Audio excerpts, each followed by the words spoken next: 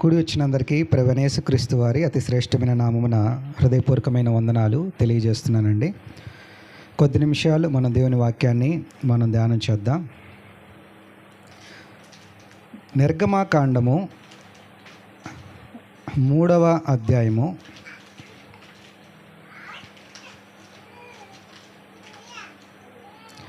నిర్గమాకాండము 3వ అధ్యాయము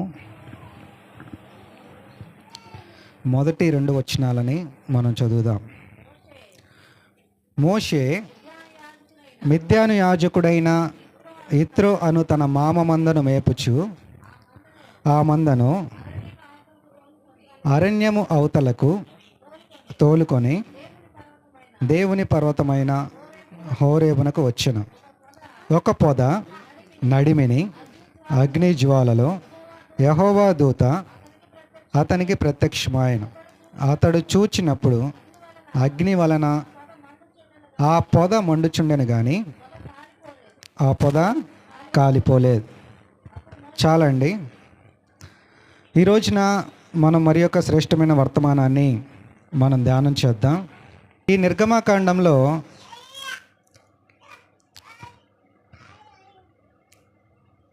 నిర్గమాకాండం ఆరంభంలో ఇశ్రాయేలీలు అనే ప్రజలు ఐగుప్తు అనే దేశంలో, కన్య దేశంలో 430 సంవత్సరాల వరకు వాళ్ళ ఆ రాజు ఫరో కింద బానిసలుగా బ్రతుకుతూ ఉంటారు. ఇటుకలు మోస్తూ ఉంటారు, గడ్డి మోస్తూ ఉంటారు. భారమైన బరువులన్నీ ఆ రాజు వారి చేత మోపిస్తూ ఉంటాడు. అలాంటి సందర్భంలో వారిని విడిపించడానికి దేవుడు మోషే అనేటువంటి ఒక వ్యక్తి దగ్గరికి ఆయన వస్తాడు. మోషే మిద్యాను దేశంలో 40 సంవత్సరాలు తన మామ గొర్రెలను మేపుకుంటా సంచరిస్తూ ఉంటాడు. మనందరూ తెలుసు కదండి, మోషే ఇజ్రాయేలీయుడే. మోషే పుట్టింది ఐగుప్తులోనే. అయితే మోషేని పారవేసినప్పుడు ఆ పారవేయబడిన మోషేని ఫరో కుమార్తె తన కుమారుడిగా పెంచి పెద్ద చేస్తుంది. 40 సంవత్సరాలు మోషేకి వస్తాయి. వెంటనే మోషేని అక్కడి నుంచి మోషేకి తన ప్రజల భారం అనేది మోషేకి తెలిసినప్పుడు ఒకానొక సందర్భమున ఆ రాజు మోషేని తరుముదామని అలా తరిమినప్పుడు మోషే అక్కడి నుండి పారిపోయి మిద్యాను అనే దేశంలోనికి వచ్చి అక్కడ ఒక స్త్రీని వివాహం చేసుకొని తన మామ మందలను మేపుతూ 40 సంవత్సరాలు మోషే జీవించాడు. ఇశ్రాయేలీల భారం ఇంకా అత్యధికమవుతూ ఉంది. వారిని ఇంకా ఆ రాజు అనేకమైన భారాలు భుజాల మీద పెట్టడం ప్రారంభించాడు. ఆ బాధ తట్టుకోలేక దేవుని ప్రజలు దేవునికి మొరపెట్టిరి అని బైబిల్లో రాయబడి ఉందండి. వారు పెట్టిన మొర దేవుడు విని దేవుడు నిబంధనను జ్ఞాపకం చేసుకున్నాడు. కాగా దేవుడు వారి మూలుగును విని అబ్రహాము, ఇస్సాకు, యాకోబులతో తాను చేసిన నిబంధనను జ్ఞాపకం చేసుకొనెను. దేవుడు ఇశ్రాయేలును చూచెను. దేవుడు వారి యందు లక్ష్యముంచెను. దేవుడు వారి యందు లక్ష్యముంచాడు. దేవుడు ఆ నిబంధన జ్ఞాపకం చేసుకొని ఆయన ఆ భూమి మీదకి దిగి వచ్చి ఒక అరణ్య ప్రాంతంలో హోరేబు అనేటువంటి ఒక పర్వతం దగ్గర, అది దేవుని పర్వతం అని బైబిల్లో రాయబడి ఉంది. ఆ దేవుని పర్వతం దగ్గర అనేకమైన స్థలాలు ఉండొచ్చు, అనేకమైన చెట్లు ఉండొచ్చు, అనేకమైన పొదలు ఉండొచ్చు. వాటిలో ఒక పొద మధ్యలోనికి దేవుడు దిగి వచ్చి అప్పుడే మోషే ఆ మందను వేపుకుంటూ ఆ పర్వతం దగ్గరికి వస్తాడు. మోషే అని ఆ పొద మధ్యలో నుంచి పిలుస్తున్నాడు. మోషే ఆ పొదను చూస్తున్నప్పుడు ఆ పొద ఏమవుతుందంటే మండుతుంది. కాలిపోవటం కాదు. సరిగా చదవాలమ్మా బైబిల్ని. కాలిపోయిందా, మండిందా, బూడిదైందా? చూడండి ఏమని రాయబడింది అక్కడ. నిర్గమాకాండం 3వ అధ్యాయము 2వ వచనం. ఆ పొద నడిమిని అగ్నిజ్వాలలో యెహోవా దూత అతన్ని ప్రత్యక్షమాయెను. అతడు చూచినప్పుడు అగ్ని వలన ఆ పొద మండుచుండను కానీ కాలిపోలేదు. కాలిపోతుందా, మండిపోతుందా? మండుతుంది. కాబట్టి మనం కాలిపోకూడదు. మనం ఏమవ్వాలి? మండాలి. ఈ రోజున మన అంశం పేరేంటంటే నేను చెప్తాను, అందరూ పలకండి. మండే హృదయం. ఏ హృదయం అంటండి ఇది? మండే హృదయం. మీరు అనుకుంటారు, మా హృదయాలు ఎందుకు మండవయ్యా? మా ఆయనను చూసినప్పుడు అలా మండుతూ ఉంటుంది, నా పెద్ద కొడుకుని చూసినప్పుడు అలా మండుతూ ఉంటుంది, కోడల్ని చూస్తే 100 డిగ్రీ సెంటిగ్రేడ్లో మండుతూ ఉంటుంది, తోడి కోడల్ని చూస్తే మామూలుగా మండదు. ఆ మండడం గురించి చెప్పట్లేదండి. ఆత్మానుసారమైన మంట మనలో పుట్టాలి. దేవునికి స్తోత్రం చెప్దామా అండి? హల్లెలూయా. మండే హృదయాలను దేవుడు కోరుకుంటున్నాడు. ఇక్కడ మండాలని దేవుడు మనకు తెలియజేస్తున్నాడు. ప్రియులరా, ఆ మంటలలో దేవుని యొక్క కార్యాలను మనం చూస్తాం. ఆ మండుతున్న అనుభవంలో దేవుని శక్తిని, దేవుని యొక్క కృపను మనం అనుభవిస్తాం. మండాలని ప్రభు కోరుకుంటున్నాడు. మనం ఎప్పుడు మండుతాం? మండమని దేవుడే చెప్తున్నాడు. చూడండి, లేవియాకాండం 6వ అధ్యాయము 12వ వచన భాగంలో ఈ విధంగా రాయబడి ఉంటుంది. లేవియాకాండం 6వ అధ్యాయము 12వ వచనంలో, బలిపీఠం మీద అగ్ని మండుచుండవలెను, అది ఆరిపోకూడదు. ప్రతి ఉదయమున యాజకుడు దాని మీద కట్టెలు వేసి దాని మీద దహన బలి ద్రవ్యమును ఉంచి సమాధాన బలిగు పశువు క్రొవ్వును దహింపవలెను. బలిపీఠం మీద అగ్ని నిత్యము మండుచుండవలెను, అది ఆరిపోకూడదు. మన హృదయాలంట నిత్యం మండుతూ ఉండాలంట. ప్రతి ఉదయం కట్టెలు పేరుస్తా, అంటే ప్రతి ఉదయం ప్రార్థన చేస్తా మండించుకుంటా ఉండాలంట. ఈ మంట అంట మన ప్రతిరోజు కూడా ఇది ఆరిపోకూడదంట. ఈ మంట ఏమవుతూ ఉండాలి అని అంటే అది నిత్యము మండుచుండవలెను అని దేవుడు తెలియజేస్తున్నాడు. మరి మనం మండుతున్నామా? కొంతమంది ఎలా మండుతారంటేనండి, ఆదివారము బగబగా మండుతుంటారు, సోమవారం నుంచి శనివారం వరకు చల్లారిపోతుంటారు. అందును బట్టి ఒక దేవుని సేవకుడు అన్నాడు, మనం సండే క్రైస్తవుల్లా ఉండకూడదంట, మనం మండే క్రైస్తవుల్లాగా ఉండాలంట. ప్రతిదినం మనం మండాలి. ప్రతిదినం ఈ బలిపీఠం, మన హృదయం అనే బలిపీఠం మీద ఈ అగ్ని మండుచూ ఉండాలి. దేవుని గురించినటువంటి ఆ మంట మన హృదయంలో మండుతూ ఉండాలి. మండే హృదయాలని దేవుడు కోరుకుంటున్నాడండి. మరి మనం ఎప్పుడు మండుతాం? చూద్దాం. చూడండి, లూకా సువార్త 24వ అధ్యాయము 32వ వచన భాగంలో ఈ విధంగా రాయబడి ఉంటుంది. లూకా సువార్త 24వ అధ్యాయము 32వ వచనం. అప్పుడు వారు, ఆయన త్రోవలో మనతో మాట్లాడుచు లేఖనములను మనకు బోధపరుచుచున్నప్పుడు మన హృదయం మనలో మండుచుండలేదా అని ఒకరితోనొకడు చెప్పుకొనిరి. యేసు ప్రభువారు పునరుద్ధానుడయ్యాడు. ఆయన సమాధిని జయించి ఆయన తిరిగి లేచాడు. తిరిగి లేచి ఆయన ఎమ్మాయి అనేటువంటి మార్గంలో ఆయన ప్రయాణం చేస్తున్నాడు. అక్కడ 2 శిష్యులు లేదా 2 వ్యక్తులు నడుచుకుంటూ వెళ్తున్నారు. వాళ్ళు యేసు ప్రభువుని గురించి మాట్లాడుకుంటూ వస్తున్నారు. యేసు ప్రభు ఎన్నో కార్యాలు చేశాడు, ఆయన్ని యూదులు అన్యాయంగా ఆయన చంపేశారు అని వారి గురించి, యేసు ప్రభు గురించి మాట్లాడుకుంటున్నారు. అప్పుడు యేసు ప్రభువు కూడా 3వ వ్యక్తిగా వారి మధ్యలో చేరి వారితో మాట్లాడడం ప్రారంభించాడు. యేసు ప్రభువుతో పాటు కలిసి వారు ప్రయాణం చేస్తున్నారు. యేసు ప్రభు వారితో మాట్లాడుతున్నాడు, వారు యేసు ప్రభువుతో కూడా ప్రశ్నలు అడుగుతున్నారు, వారు యేసు ప్రభువుతో కూడా మాట్లాడుతున్నారు. అలాగా మాట్లాడుతూ వాళ్ళు అదృశ్యమైన తర్వాత, ఆయన అదృశ్యుడైన తర్వాత వారిలాగా చెప్పుకుంటున్నారు. ఏమని చెప్పుకుంటున్నారు అని అంటే, ఆయన మనతో మాట్లాడుచున్నప్పుడు, ఆయన త్రోవలో మనతో మాట్లాడుచు లేఖనములు మనకు బోధపరుచున్నప్పుడు మన హృదయం మనలో మండుచుండలేదా? మనం ఎప్పుడు మండుతాం అనంటే, యేసు ప్రభుతో కలిసి ప్రయాణం చేస్తున్నప్పుడు మనం మండుతూనే ఉంటాం. దేవునికి స్తోత్రం చెప్దామా అండి? హల్లెలూయా. మనం ఎప్పుడు మండుతాం? మనము యేసు ప్రభువుతో మాట్లాడుతూ ఉన్నప్పుడల్లా మనం మండుతూనే ఉంటాం. మనం ఎప్పుడు మండుతాం? దేవుడు మనతో మాట్లాడుతున్నప్పుడు, ఆయన వాక్యం మనకు తెలియజేస్తూ ఉన్నప్పుడు మనం మండుతూ ఉంటాం. ఆయనతో సహవాసం చేసేటప్పుడు, ఆయనతో కలిసి నడుస్తూ ఉండేటప్పుడు, ఆయనతో కలిసి మనం ప్రయాణం చేస్తూ ఉండేటప్పుడు మన హృదయం కూడా మండుతూ ఉంటుంది. ప్రియులరా, మండే హృదయాలని దేవుడు కోరుకుంటున్నాడు. మన హృదయాలు మండాలని ప్రభు కోరుకుంటున్నారు. కొంతమంది అటు మండరు, ఇటు చల్లారు. అందును బట్టి దేవుడు తెలియజేస్తున్నాడు, నీవు వెచ్చగానైనను చల్లగానైనను ఉండిన మేలు, నువ్వు నులివెచ్చనిగా ఉన్నావు గనుక నా నోట నుండి ఉమ్మివేయ ఉద్దేశించుచున్నాను అని ప్రభువు చెప్తున్నాడు. కాబట్టి మనం మండాలి. నిలువెచ్చని స్థితిలో నుంచి, చల్లారిపోయిన స్థితిలో నుంచి మనము మండే అనుభవంలోనికి మనం రావాలని దేవుడు తెలియజేస్తున్నాడండి. ప్రియులరా, మనం మండాలి. మరొక వ్యక్తిని జ్ఞాపకం చేస్తాం చూడండి. ఆ వ్యక్తి చాలా మండుతూ ఉన్నాడు. కీర్తనల గ్రంథము 39వ అధ్యాయము 3వ వచన భాగంలో ఈ విధంగా రాయబడి ఉంటుంది. 39వ కీర్తన 3వ వచనంలో, నా గుండె నాలో మండుచున్నది. ఎవరు చెప్తున్నారు ఈ మాట? దావీదు కీర్తన.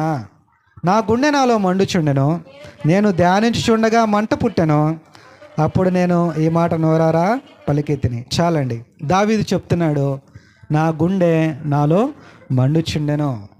దావీదు కూడా మండేవాడండి. గొల్యాతు వచ్చి ఆ దేవుని ప్రజలతో సవాలు విసురుతూ ఉంటే దేవుని ప్రజలందరూ ఒక్కసారిగా గుండెలు జారిపోయి ఆ మైదానంలో 40 రోజులు భయంతో వణికిపోతా కూర్చుని ఉంటే ఆ సైనికులందరూ చల్లారిపోతే రాజు కూడా సౌలు రాజు కూడా చేతకాని వాడై కూర్చున్నప్పుడు దావీదు ఆ యుద్ధరంగంలోనికి వస్తూ ఒక మండే హృదయంతో వస్తున్నాడు.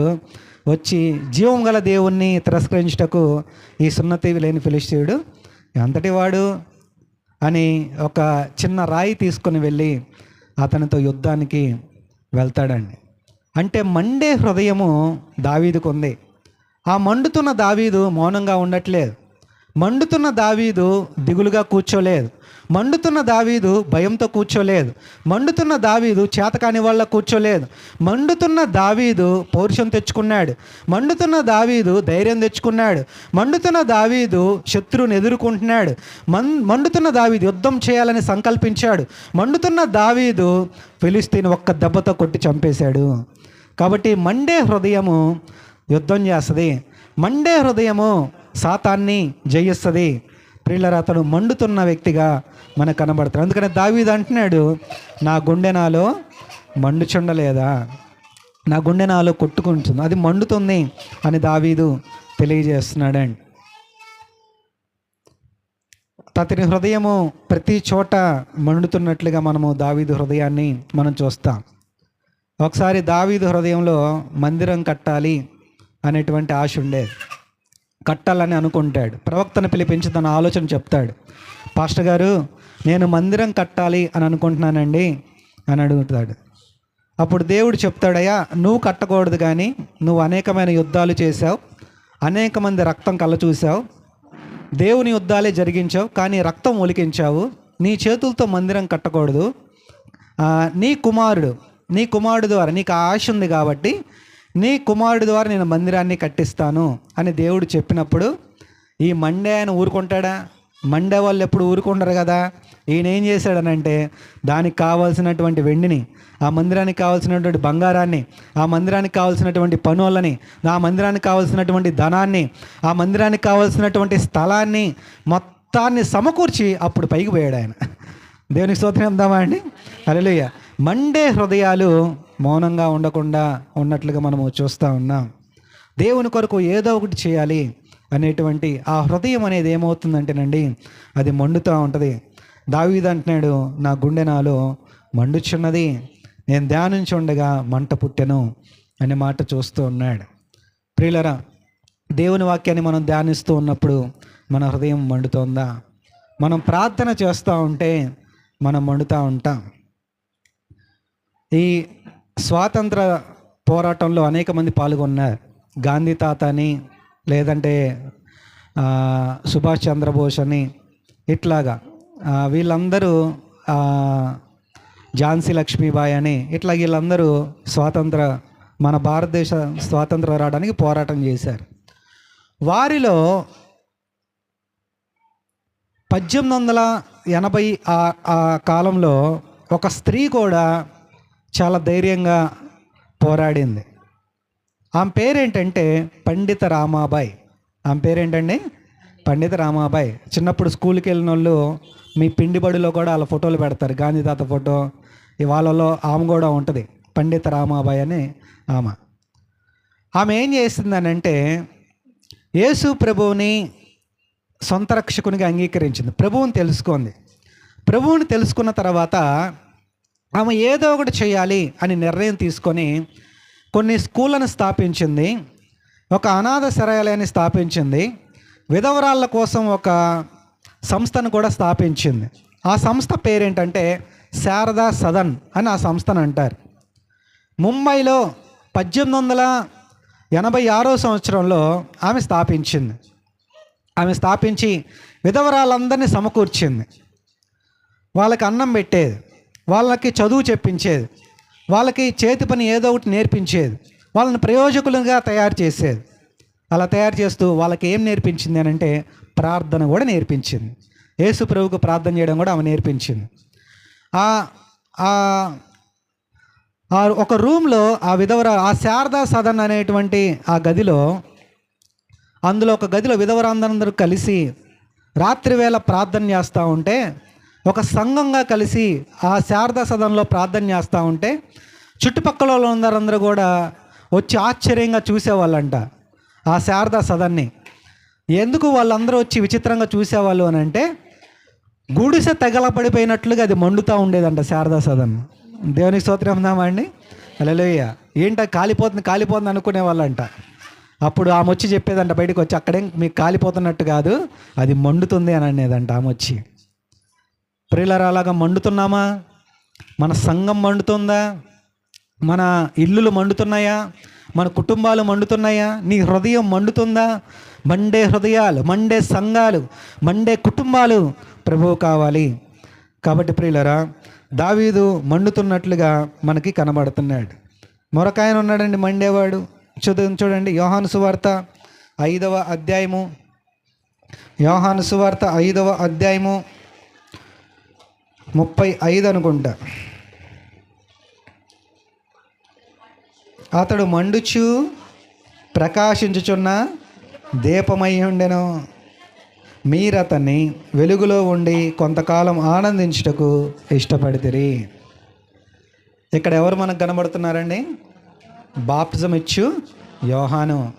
అతనికి ఒక పేరు పెట్టాడు దేవుడు. అతడు మండుచు ప్రకాశించుచున్న దీపమై ఉండెను అనే మాట మనం చూస్తున్నాం. అతడు పుట్టినది మొదలుకొని మండుతున్నాడు. అరణ్యంలో నివసించినవాడు. అరణ్యంలో ఎందుకు వదిలిపెట్టాడు ఆ పిల్లోడిని? జకర్యా ఎలిజబెతులు అరణ్యంలో ఎందుకు వదిలిపెట్టారు? అక్కడెందుకు పెరుగుతున్నాడు? అక్కడెందుకు కట్టుకుంటున్నాడు? అక్కడ ఉన్న ఎందుకు తింటున్నాడు అని అంటే, ఇక్కడ యెరూషలేముకి వస్తే, ఇక్కడ వీళ్ళందరి మధ్యలోకి వస్తే శాస్త్రులు పరిసయ్యులు ఉన్నారు, వాళ్ళలాగా అయిపోతాడేమోనని ఆడ దూరంగా పెట్టాడు వాళ్ళ నాన్న. ఎంత మంచోడో. దేనికి స్తోత్రం చెప్దామా అండి? పిల్లలు పాడవుతున్నారని అనుకుంటున్నారా? వెళ్ళిపోండి సింగనగర్ వదిలి, ఏడన్నా కొంచెం దూరంలో పెట్టండి.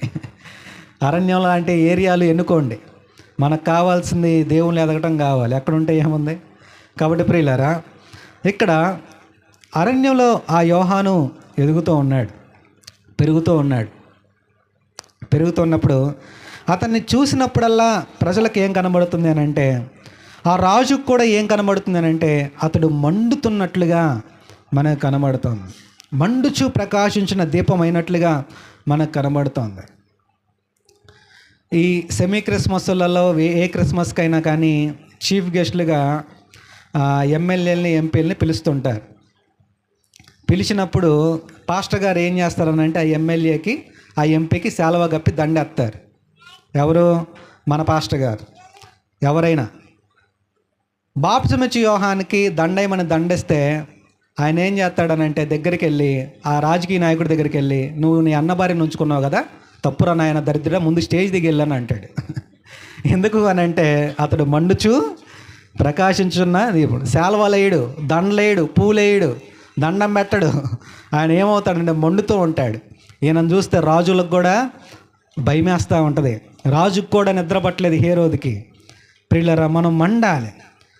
బాప్తిస్మ యోహాను దగ్గర డబ్బులు లేవు, అయితే అతని దగ్గర నీతి ఉంది. అతడు నీతిమంతుడిని ఎరిగి రాజు కూడా భయపడ్డాడు. ప్రియులారా, రాజులు కూడా భయపడతారు. చాలామంది ఏమనుకుంటారంటే డబ్బు ఉంటే భయపడతారని అనుకుంటారు. ఒక నీతిమంతుని చూస్తే భయం వేస్తుంది. ఒక నీతిమంతుడు రాజును కూడా భయపెడతాడు. ఎందుకనంటే ఒక మండే వ్యక్తి మనకి కనబడిపోతూ ఉంటారు. కాబట్టి ప్రియులారా, బాప్తిస్మ యోహాను మండుతున్న వ్యక్తిగా మనకి కనబడుతున్నాడు. అయితే మనం మండితే ఏం జరుగుతోంది? మన మూలవాక్యంలోనికి వెళ్దాం. మనం మండితే ఏం జరుగుతుందో, మనం మండితే ఏం లక్షణాలు కనబడతాయో ఒక 4 విషయాలు నీకు జ్ఞాపకం చేసి నేను ముగించేస్తాను. జాగ్రత్తగా గమనించండి. నిర్గమాకాండము 3వ అధ్యాయము 2వ వచన భాగంలో ఈ విధంగా రాయబడి, నిర్గమాకాండం 3వ అధ్యాయము 2వ వచనంలో, ఒక పొద నడిమి అగ్నిజ్వాలలో యెహోవా దూత అతనికి ప్రత్యక్షమాయను. ఎవరు ప్రత్యక్షమైనంటండి? దూత. అక్కడ ఒక పొద ఉంది. మోషే మందరం మేపే దగ్గర, ఆ దేవుని పర్వతం దగ్గర ఒక పొద ఉంది. ఆ పొద మండుతూ ఉంది. ఆ మండుతూ ఉన్న పొదలోనికి దేవుని యొక్క ప్రత్యక్షత అనేది అక్కడ జరుగుతూ ఉన్నట్లుగా మనం చూస్తున్నాం. ఆ పొద నడిమిలో యెహోవా దూత అతనికి ప్రత్యక్షమాయను. మనం మండితే మొట్టమొదటిగా మనలో కనబడే లక్షణం ఏంటంటే, మనలో దేవుడు ప్రత్యక్షపరచబడతా ఉంటాడు. దేవునికి స్తోత్రం చెప్దామా అండి? హల్లెలూయా. దేవుని యొక్క ప్రత్యక్షత మనలో దొరుకుతోంది. ప్రత్యక్షత అంటే టీవీలో వార్తలకు ఏం పేరు పెడతారు? ఏ ప్రసారం అది? ప్రత్యక్ష ప్రసారం, లైవ్ అన్నమాట. లైవ్లో ప్రత్యక్ష ప్రసారం, ప్రత్యక్షంగా చూశానని అంటారు. వాడిని చంపడం నేను ప్రత్యక్షంగా చూశానయ్యా, ఆ దొంగతనం చేయడం నేను ప్రత్యక్షంగా చూశాను అంటే కంటికి కనబడ్డాం. ప్రియులారా, మనం మండుతూ ఉంటే మనలో దేవుడు ప్రత్యక్షపరచబడతాడు. మనలో క్రీస్తు ప్రత్యక్షపరచబడతాడు. మనం యేసు ప్రభు వారిని మనం చూపిస్తాం. మండే వ్యక్తులు, ఆ మండుచున్న పొద ప్రభువుని ప్రత్యక్షపరుస్తోంది. ఆ మండుచున్న పొద దేవుణ్ణి ప్రత్యక్షపరుస్తోంది. ఆ మండుచున్న పొద ప్రభువుని చూపిస్తూ ఉంది. అక్కడ ప్రభువుని కనపరుస్తూ ఉంది. మోషే ఆ మండుచున్న పొదలో దానివైపు చూడంగానే యెహోవా దూత అతనికి ప్రత్యక్షమాయను అనే బైబిల్లో రాయబడి ఉందండి. మనం మండుతూ ఉంటే మనలో 2 మంటలు ఉన్నాయి. ఒకటి, మనం ఎవరినైనా చూసి ఏడుస్తూ ఉంటే ఆ మంట వేరు, అందులో సైతాను కనిపిస్తూ ఉంటాడు. మనము ఆత్మీయంగా ప్రార్థన చేసుకుంటున్నప్పుడు ఆత్మీయ మంట వేరు, అందులో దేవుడు ప్రత్యక్షమవుతూ ఉంటాడు. ఎవరు ప్రత్యక్షపడబడుతున్నారు నీ హృదయంలో నుంచి? ఎవరు ప్రత్యక్షపడుతున్నారు నీ ముఖంలో నుంచి? నాతో పాటు పనిచేసే ఒక అమ్మాయి ఉంది. ఆ పిల్ల కోపం వచ్చిందంటే కళ్ళల్లో సైతాను క్లియర్గా కనబడతాడు నాకైతే. 7 దెయ్యాలు మగ్ధులైన మరి అట్టుంటుంది. 7 దెయ్యాలు పట్టిన మరియా. ఎందుకంటే వాళ్ళు దెయ్యాలన్నీ ఒక చోట కలిస్తే ఆ కళ్ళు ఎంత ఎర్రగా ఉంటాయో అంత ఎర్రగా ఉంటాయి. ప్రియులరా, స్టెఫను చూడంగానే ఏం కనపడిందంటే అతనిలో దేవుని దూతే కనపడిందండి. దేవుడు ప్రత్యక్షపరచబడ్డాడు. మన హృదయం మండుతూ ఉంటే ప్రభు ప్రత్యక్షపరచబడుతూ ఉంటాడు. ఆఫ్రికా అడవుల్లోనికి ఒక పాస్టర్ గారు సువార్త ప్రకటిద్దామని వెళ్ళాడంట. వెళ్ళి అక్కడ ఉన్న వాళ్ళందరినీ కూర్చోబెట్టి యేసు ప్రభు గురించి చెప్పాడంట. అయ్యా, యేసు ప్రభు అనే ఒక ఆయన 2000 సంవత్సరాల క్రితం ఈ లోకానికి వచ్చాడు. ఆయన ప్రేమ కలిగిన వాడు, జాలి కలిగిన వాడు, కనికరం కలిగిన వాడు. ఆయన కుష్ఠరోగులను పట్టుకున్నాడు. ఆయన పేదవారికి సహాయం చేశాడు. ఆయన అన్నం లేని వాళ్ళకి అన్నం పెట్టాడు. ఆయన పాపం చేసిన వారిని క్షమించాడు. వారి కోసం ప్రార్థన చేశాడు. వారి కోసం ఏకంగా ప్రాణం పెట్టాడు. వాళ్ళ ప్రజలందరి కోసం ఆయన ప్రాణం పెట్టాడు. ఆయన చనిపోయాడు యేసు ప్రభు అని చెప్పంగానే అప్పుడు అందులో ఒకళ్ళు లేచి ఇలాగ అడిగాడంట. ఏమన్నాడంటే, పాస్టర్ గారు, మీరు చెప్పినవన్నీ మేము విన్నాము. అయితే మీరు చెప్పిన ఆయన 2000 సంవత్సరాల క్రితం చనిపోలేదండి. ఆయన ఈ మధ్య 10 రోజుల ముందేనండి ఆయన చనిపోయింది. మొన్నేనండి ఆయన చనిపోయింది అని అంటే, అప్పుడు ఈ పాస్టర్ గారు అంటారు, మీరు విన్నది ఎవరి గురించి అనుకుంటా, నేను చెప్పేది యేసు ప్రభు గురించి. ఆయన 2000 సంవత్సరాల క్రితమే చనిపోయాడు అని అంటే, లేదు లేదండి ఆయన ఈ మధ్య చనిపోయాడండి, మొన్నే చనిపోయాడండి అని అంటే, అప్పుడు ఈ పాస్టర్ గారు అన్నారు, ఎవరో చూపిద్దు పదండి చూద్దామని అడిగితే, రండి చూపిస్తాను, ఆయన సమాధి మా మధ్యలోనే ఉందండి అని ఆ పాస్టర్ గారిని తీసుకుని వెళ్ళి ఒక సమాధిని చూపించారంట.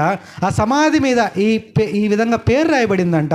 ఆ పేరు ఏంటంటే డేవిడ్ లివింగ్స్టన్ మిషనరీ అని పేరు రాయబడిందంటండి. అంటే ఆ యేసు ప్రభువులో ఉన్న లక్షణాలన్నీ ఆ అడవి మనుషులు ఎవరిలో చూశారు? డేవిడ్ లివింగ్స్టన్ అనే మిషనరీలో వాళ్ళు చూశారు. ప్రియులరా, ఆ మండే హృదయం ప్రభువుని ప్రత్యక్షపరుస్తుంది, యేసు ప్రభువునే చూపిస్తోంది. బాప్తిమిచ్చి యోహాన్ని మండుచు ప్రకాశించున్న దీపమై ఉండెను అని ప్రజలందరూ పేరు పెట్టారు. అంటే అతను మండుతున్నాడు. అతన్ని యేసు ప్రభువుని ఆ హేరోదు రాజు యేసు ప్రభువుని చూసి ఏమంటాడు అని అంటే, ఆల్రెడీ ఆ సమయానికి బాప్తిమిచ్చి యోహాను తల కొట్టేస్తాడు, హేరోదు చచ్చిపోతాడు, బాప్తిమిచ్చి యోహాను చనిపోతాడు. యేసు ప్రభు పేరు ఇంకా పెరిగిపోతూ ఉంటుంది, ఆయన పేరు ఇంకా ప్రసిద్ధం అవుతూ ఉంటుంది. అప్పుడు హేరోదుకు ఆ విషయం తెలిసి హేరోదు ఏమంటాడనంటే, అతడు యోహాను కాదు, అతడు యేసు ప్రభువు కాదు, అతడు యోహాను అయి ఉంటాడు, అతడే మరలా నా మీద పగబట్టి మరలా లెగిసుంటాడు అని యేసు ప్రభువును చూసి హేరోదు ఎవరు అనుకున్నాడు? యోహాన్ అనుకున్నాడు. నేను చంపించిన యోహానే అని అనుకున్నాడు. యేసు ప్రభువును చూడంగానే ఎవరు గుర్తొచ్చారు? యోహాను గుర్తొచ్చాడు. మనల్ని చూస్తే ఎవరు గుర్తుకు రావాలి? యేసు ప్రభు గుర్తుకు రావాలి. ప్రియులరా, మండితే మనము ప్రభువుని మనం ప్రత్యక్షపరుస్తాం, దేవునిని మనము ప్రత్యక్షపరుస్తాం అనే విషయాన్ని జ్ఞాపకం చేస్తున్నాను. రెండవ లక్షణాన్ని జ్ఞాపకం చేస్తున్నాను. మనం మండితే ఎలాగుంటుందో నేను మీకు జ్ఞాపకం చేస్తున్నాను. చూడండి, నిర్గమాకాండము 3వ అధ్యాయము 3వ వచన భాగంలో ఈ విధంగా రాయబడి ఉంటుంది. అప్పుడు మోషే, ఆ పొద ఎలా కాలిపోలేదో నేను ఆ తట్టు వెళ్ళి ఈ గొప్ప వింత చూచేదను అనుకొనెను. మండే హృదయానికి మరొక లక్షణం ఉంటుందండి, దాన్ని కూడా నేను మీకు జ్ఞాపకం చేస్తాను. 2వ వచనం నేను మరలా చదువుతున్నాను చూడండి. అతడు చూచినప్పుడు అగ్ని వలన ఆ పొద మండుచుండెను కానీ పొద కాలిపోలేదు. మండుతుందంట కానీ పొద ఏమవుతుందంటండి? కాలిపోలేదు. మండే హృదయాలకి శ్రమలు రావచ్చు, మండే హృదయాలకి జీవితాలకి శోధనలు రావచ్చు. అయితే కాలిపోం మనం. శోధనలు రావచ్చు, పడిపోం. కష్టాలు రావచ్చు, నశించం. ప్రియులరా, అపవాది దాడి చేయొచ్చు, కృంగిపోం, పడిపోం. మంట వస్తుంది కానీ అది కాలిపోలేదని బైబిల్లో రాయబడింది. షడ్రెక్ మెషక్ అబేద్నెగోలని 7 అంతల గల అగ్నిగుండంలో వేశారు. అది మండుతుంది కానీ వాళ్ళు ఏమైపోలేదు, అక్కడ కాలిపోలేదు. ప్రియులరా, లోకస్తులకి మనకు తేడా ఏంటంటే, ఒక చోట మండుతూ ఉంటే లోకస్తుడు కాలిపోతాడు, కానీ విశ్వాసులు కాలిపోరు, ప్రభు నమ్మిన బిడ్డలు కాలిపోరు అనే విషయాన్ని జ్ఞాపకం చేస్తున్నాను. ఇక్కడ ఒక విషయం రాయబడి ఉంటుంది, నిర్గమాకాండం 3వ అధ్యాయం 3వ వచనంలో. అప్పుడు మోషే, ఆ పొద ఎలా కాలిపోలేదో నేను ఆ తట్టు వెళ్ళి గొప్ప వింత చూచెదను అనుకొనెను. అంటే మనం మండుతూ ఉంటే మోషేకి అక్కడ ఏం కనబడింది అని అంటే, అదొక గొప్ప వింతగా కనబడింది ఆ పొద. మనం కూడా పొదలాగా మండుతూ ఉంటే మనం కూడా ఎలా కనబడతా ఉంటే, మొట్టమొదటిగా మనం మండితే దేవుని ప్రత్యక్షపరుస్తాం. రెండవదిగా మనం మండితే లోకానికి ఒక వింతగా కనబడతాం. దేవునికి స్తోత్రమా అండి. హల్లెలూయా. మనల్ని ఒక ప్రత్యేకంగా చూస్తారు, సొసైటీ, సమాజం మనల్ని ఒక ప్రత్యేకంగా చూస్తుంది. అక్కడ ఎన్నో పొదలు ఉండొచ్చు, ఆ చుట్టుపక్కల ఉన్న పొదలు ఏం పొదలు అని అంటే, ఆ హోరేబు పర్వతం దగ్గర ఆ మండుచున్న పొద చుట్టూన అనేకమైన పొదలు ఉన్నాయి, కానీ అవి మండట్లా. అసలు మోషే దగ్గరికి ఎందుకు వచ్చాడు? అది మండుతుంది కాబట్టి వచ్చాడు. అదొక వింతగా చూస్తున్నాడు. మోషే కనుదృష్టి చుట్టుపక్కల ఏ పొద మీద లేదు, కానీ ఆ మండుచున్న పొద దగ్గరికి వచ్చాడు. అదొక గొప్ప వింతగా అతనికి కనబడింది. అంటే మనం మండుతూ ఉంటే చుట్టుపక్కల వాళ్ళందరి దృష్టి కాదు, మన మీద ఆ దేవుని దృష్టి కానీ, సమాజం దృష్టి కానీ, అపవాది దృష్టి కానీ మన మీద ఎలాగుంటుందని అంటే, మనం ఒక గొప్ప వింతగా మనకు కనబడతాం, ఒక ప్రత్యేకంగా మనకు కనబడతాం. ప్రియులరా, మనం మండితే ఒక గొప్ప వింతగా మనకు కనబడతాం. దావీదు అంటాడు, నేను అనేకులకు గొప్ప వింతగా, నేను ఒక వింతగా ఉన్నానని అంటాడు. ప్రియులరా, ఒక ప్రత్యేకత అనేది మండుచున్న పొదలో మనకు కనబడతా ఉంది. మనం మండుతూ ఉంటే మూడవ లక్షణం ఏంటంటే అక్కడ ఏం కనబడుతుందో నేను మీకు జ్ఞాపకం చేస్తున్నాను చూడండి. 5వ వచనంలో, అందుకు ఆయన, దగ్గరికి రావద్దు, నీ పాదముల నుండి నీ చెప్పులు విడువము, నీవు నిలిచి ఉన్న స్థలము పరిశుద్ధ ప్రదేశం. అది మండే ప్రదేశం. దానికి ఇంకో పేరు పెట్టాడు దేవుడు. అదే ప్రదేశం పరిశుద్ధ ప్రదేశం. మనం మండుతూ ఉంటే పరిశుద్ధపరచబడతా ఉంటాం. మనం మండుతూ ఉంటే పరిశుద్ధంగా మనం జీవిస్తాం. ప్రియులరా, మండుచు ఉన్న హృదయాన్ని దేవుడు కోరుకుంటున్నాడు. పరిశుద్ధమైన హృదయాన్ని దేవుడు కోరుకుంటున్నాడు. మోషే దగ్గరకు వచ్చి చూద్దాం అనుకో, ఇదేదో వింతగా ఉంది అని దగ్గరకు వచ్చి చూసినప్పుడు దేవుడు మోషే మోషే అని గద్దిస్తాడు. ఏంటి ప్రభువా, చిత్తం ప్రభువా అని అడిగినప్పుడు, నీ చెప్పులు విడువు, నీవు నిలిచి ఉన్న స్థలము పరిశుద్ధ ప్రదేశం. కాబట్టి మనము ఇదేది ధర్మశాస్త్రంలో మాట కాదు, ఇది ఏ మాట అనంటే దేవుడు ఒక మంచి సలహాగా ఇస్తున్న మాట. ఏంటది? ఏం విడిచిపెట్టాలి? మనము చెప్పులు విడిచిపెట్టాలి. చెప్పులు వేసుకొని ప్రార్థనలోకి వెళ్ళమాకండి, చెప్పులు వేసుకొని మందిరంలోనికి వెళ్ళమాకండి, చెప్పులు వేసుకొని ప్రార్థన చేయమాకండి, చెప్పులు వేసుకొని ప్రసంగాలు చేయమాకండి, చెప్పులు వేసుకొని ఆరాధన చేయమాకండి. అదేం ప్రదేశం అంట? పరిశుద్ధ ప్రదేశం. కాబట్టి ప్రియులరా, మనం మండితే మనం పరిశుద్ధపరచబడతాం అనే విషయాన్ని జ్ఞాపకం చేస్తున్నాను. ఆఖరి మాట చెప్పి నేను ముగింపులోకి వస్తాను చూడండి. మనం మండుతూ ఉంటే అక్కడ ఏం జరుగుతుంది అని అంటే, ఒక పొద మండుతూ ఉంది. ఆ మండుతున్న పొద దగ్గరికి ఎలుగుబంటి రాగలదా? వస్తుందా? రాదు. సింహం వస్తుందా? పులి వస్తుందా? పాములు వస్తాయా? ఒకవేళ పాములు ఆ పొదలో ఉన్నా ఒక అగ్గిపుల్ల పాములు ఇళ్ళలోకి వచ్చినప్పుడు ఏం చేస్తారు? దాన్ని మండిస్తారు. మండితే ఏమైద్ది? పాము బయటకు వస్తుంది ఫస్ట్. మన గృహాలు మండితే మన ఇళ్ళలో ఉన్న పాములన్నీ బయటకు వస్తాయి. మన హృదయాలు మండితే మన హృదయంలో ఉన్న దయ్యాలన్నీ బయటకు వస్తాయి. మనం మండితే మనం కాపాడబడతాం. విష జంతువులు రావు, విష సర్పాలు రావు, విష పురుగులు రావు. ఒకవేళ ఉన్నా బయటికి వెళ్ళిపోతూ ఉంటాయి. ప్రియులరా, మనం మండుతూ ఉంటే మనం కాపాడబడతా ఉంటాం. ఆ స్థలం అంతా మంటే కనబడుద్ది. ఇంక మరొకటి ఏది కనబడదు. ఏదన్నా ఉన్నా కాలిపోద్ది. దాంట్లో మనం కాలం అవి కాలిపోతూ ఉంటాయి. మనం కాలం సాతాను కాలిపోతూ ఉంటాడు.